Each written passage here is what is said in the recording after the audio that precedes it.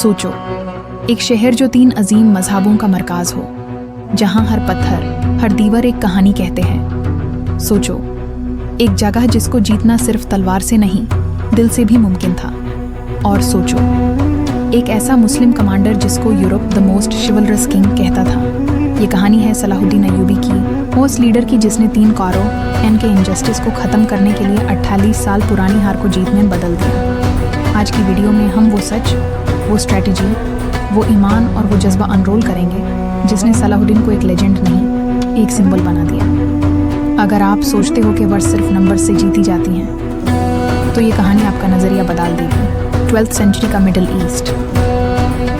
Crusaders पिछले 80 साल से जेरूसलम पर कब्जा जमा चुके थे। मस्जिद-ए-अक्सा, जिसमें हज़ारों मुसलमानों ने इबादत की थी, अब एक बैटलफील्ड और टॉर्चर चेंबर बन चुकी थी। हर तरफ जुल्म था, इनजस्टिस था और एक ऐसी बेचैनी थी जिसका इलाज सिर्फ लीडरशिप और यूनिटी में था। तब आता है एक नाम, यूसुफ इब्न अय्यूब, जिसे दुनिया सलाहुद्दीन के नाम से जानती है। एक ऐसा फौजी जो बचपन से ही कुरान और आदब में पले बड़े। एक ऐसा कमांडर जो बैटलफील्ड में शेर था और डे टू डे लाइफ में फूल जैसे सुकून वाला इंसान। लेकिन कहानी यहाँ से मुश्किल होती है। मुस्लिम वर्ल्ड उस वक्त डिवाइडेड था। सीरिया अलग, इजिप्ट अलग, इराक अलग। हर जगह अपनी सियासत, अपनी दुश्मनी, अपने मोटिव्स। सलाहुद्दीन ने पहले तलवार नहीं उठाई, पहले दिल जोड़े।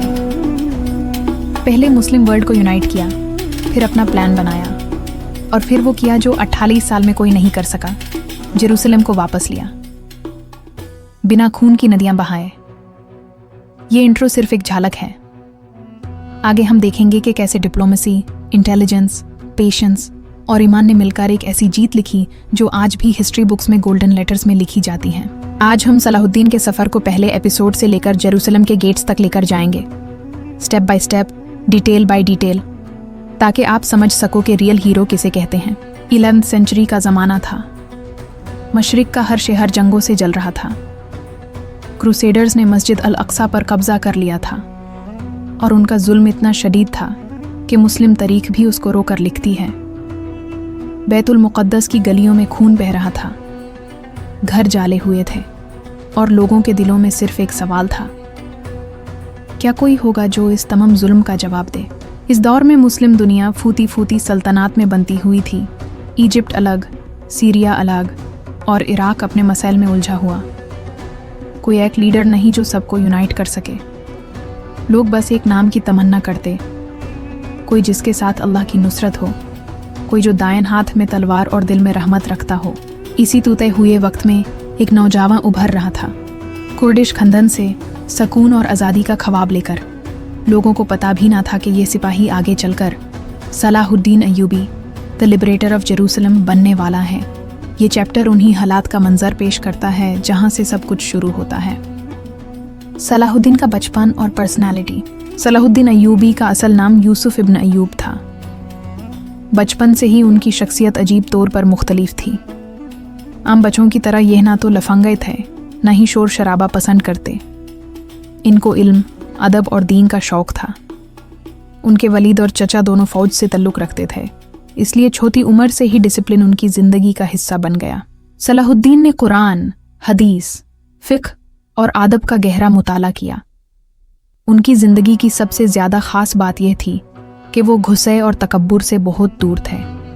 जब फ़ौजियों में रहते तब भी एक सूदमंद मुस्कुराहट और नरमी से बात करते। लोग कहते कि उनका दिल पत्थर नहीं, मस्जिद की सेहा का फूल था, सुकून से भरा हुआ। जिस चीज़ ने उनको बाकी लीडर से अलग बनाया वो उनका कैरेक्टर था। वो मुस्कुराहट के साथ लोगों की बात सुनते, गरीबों की मदद करते और फ़ौजी अंजाम से पहले अल्लाह की रज़ा को अहमियत देते। किसी को यकीन नहीं था कि इतना नरम मिजाज लड़का एक दिन दुनिया का सबसे अजीम फ़ौजी कायद बनकर उभरेगा, लेकिन उनकी ट्रेनिंग, उनका इल्म और उनकी आदत ही उनको वो बना गई जो तारीख में अमर हो गया। मुस्लिम यूनिटी की बुनियाद। सलाहुद्दीन अय्यूबी के लिए सबसे पहला चैलेंज था मुस्लिम यूनिटी, क्योंकि बिना इत्तिहाद के क्रूसेडर्स का मुकाबला करना नामुमकिन था। मिस्र और सीरिया आपस में बरसों से टकराते आ रहे थे। बगदाद की अब्बासी खिलाफत कमज़ोर हो चुकी थी और हर हुक्मरान अपनी मर्जी का मालिक बना हुआ था। सलाहुद्दीन ने पहला कदम इजिप्ट में उठाया। वहाँ उन्होंने फातिमिद हुकूमत को बगैर खून बहाए ख़त्म किया और मुल्क को सुन्नी खिलाफत के साथ जोड़ दिया। ये फैसला पूरी मुस्लिम दुनिया में एक बहुत बड़ा ट्विस्ट था। लोग हैरान थे कि एक जावन सिपा सालर ने किस अक्लमंदी से मुल्क को बदले बगैर अमन के साथ अपने पर झुका दिया। फिर सलाहुद्दीन ने सीरिया का रुख किया, जहां बड़े बड़े अमीर और सुल्तान पर्सनल पावर में उलझे हुए थे। उन्होंने हर शहर में जाकर लोगों को एक मैसेज दिया, अगर हम एक नहीं होंगे, बैतुल मुक़द्दस हमेशा के लिए हमसे दूर रहेगा। उनकी यह बात दिलों में उतर गई। धीरे धीरे पूरा रीजन उनकी लीडरशिप में कंसोलिडेट होने लगा। आखिरकार मुस्लिम्स एक परचम के नीचे आ गए और वही यूनिटी आगे चलकर जेरूसलम की फतेह का असल सबब बनी। क्रूसेडर्स की स्ट्रेटजी और सलाहुद्दीन का काउंटर प्लान क्रूसेडर्स नंबर में ज़्यादा थे। उनके पास फोर्ट्स थे, आसपास के इलाके पर उनका कब्जा था और उनकी सप्लाई लाइंस यूरोप से आती रहती। सलाहुद्दीन ने समझ लिया था कि सीधा जेरूसलम पर हमला करना बेवकूफ़ी होगा, इसलिए उन्होंने पहले उनकी सप्लाई और फोर्ट्स को टारगेट करना शुरू किया। सलाहुद्दीन की स्ट्रेटजी क्रिस्टल क्लियर थी। पहले उन सारे फोर्ट्स पर कब्जा करो जो जेरूसलम को डिफेंड करते हैं। क्रूसेडर्स को इकोनॉमिकली और लॉजिस्टिकली कमज़ोर करो। फाइनल अटैक तब जब वो बिल्कुल अकेले और हेल्पलेस हो जाएं। उन्होंने एक एक फोर्ट गिराया, एक एक राउट ब्लॉक किया और जब क्रूसेडर्स कंफ्यूज्ड हुए, उन्होंने जॉर्डन और सीरिया के बॉर्डर्स पर मल्टीपल कैंपेन्स शुरू किए ताकि दुश्मन बिखर जाए। क्रूसेडर्स को लगता था कि मुस्लिम्स कभी यूनाइट नहीं हो सकते, लेकिन सलाहुद्दीन ने उनको हर जगह सरप्राइज किया। एक बहुत महजाब बट टेरिफाइंग लीडर, वो रोज़ कुरान से तकत लेकर बैटलफील्ड में खड़े होते। सोल्जर्स कहते थे, हम हरा नहीं सकते जब हमारे पीछे सलाहुद्दीन की दुआ होती है। क्रूसेडर्स के डिफेंसेस टूटने लगे और ये सब होता होता सबसे बड़ा दिन आ गया, हत्तीन की जंग का वक्त। बैटल ऑफ हत्तीन, टर्निंग पॉइंट 4 जुलाई 47। ये वो दिन था जहां मुस्लिम दुनिया की तकदीर बदलने वाली थी। क्रूसेडर आर्मी बहुत बड़ी थी, मगर गर्मी, पनी की कमी और सलाहुद्दीन की स्ट्रैटेजी ने सब कुछ पलट दिया। सलाहुद्दीन ने पहले उनके पनी के रिसोर्सेज ब्लॉक किए, फिर अपनी फौज को आसपास के पहाड़ियों पर छुपाकर उन्हें स्लो बर्न स्ट्रैटेजी पे डाल दिया। क्रूसेडर्स ने थकान और डिहाइड्रेशन के हाथों हार मान ली। जब उनकी फौज टूटने लगी, तब सलाहुद्दीन ने फाइनल अटैक का हुक्म दिया। बैटल डस्ट से भर गई। तीरों की बरसात ने क्रूसेडर्स की लास्ट होप भी खत्म कर दी। किंग गाय को कैद किया गया, लेकिन सलाहुद्दीन ने उसका सर नहीं काटा। वो कहते थे, हम जुल्म के जवाब में जुल्म नहीं करते। रेमोंड और रेनल्ड जैसे लीडर्स ने सबसे ज्यादा जुल्म किया था। रेनल्ड को सलाहुद्दीन ने पर्सनली सजा दी क्योंकि उसने कैरावान्स और पिलग्रिम्स को शहीद किया था। हत्तीन की फातिह ने पूरी क्रूसेडर किंगडम का बैकबोन तोड़ दिया। अब जेरूसलम उनके लिए सिर्फ वक्त का सफर था। जेरूसलम की सीज और सलाहुद्दीन की मर्सी। हत्तीन के बाद सलाहुद्दीन सीधा जेरूसलम की तरफ आए। क्रूसेडर्स के पास अपना रिसोर्सेज थे, न फ्रेश सोल्जर्स।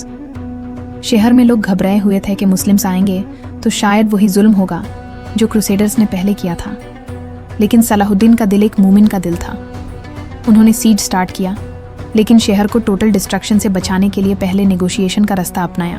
उनका मैसेज क्लियर था, हम मस्जिद अल अक्सा को आज़ाद करने आए हैं, ना कि खून बहाने।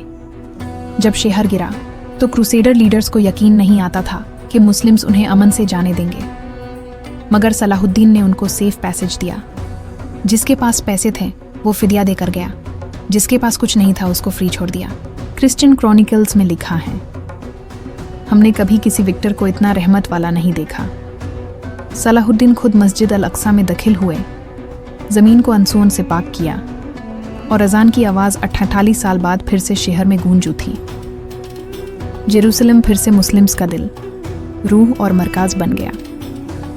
जेरूसलम के बाद मुस्लिम दुनिया में असर। जेरूसलम की फतह सिर्फ एक शहर की वापसी नहीं थी, ये मुस्लिम उम्मा का लॉस्ट कॉन्फिडेंस वापस ले आई। सलाहुद्दीन का नाम मशरिक से लेकर मगरिब तक इज्जत का निशान बन गया। लोग कहते थे, ये वो लीडर है जो कभी गुस्सा नहीं होता, और जब होता है तो सिर्फ अल्लाह की रज़ा के लिए। यूरोप में भी उनकी शिवलरी, मर्सी और अदाल की मिसाल दिखती गई। रिचर्ड द लायन हार्ट ने अपने लेटर्स में लिखा था कि अगर मुझे दुनिया में कोई एनिमी का हो तो मैं चाहता हूँ कि वो सलाहुद्दीन हो, क्योंकि वो इज्जत से लड़ता है।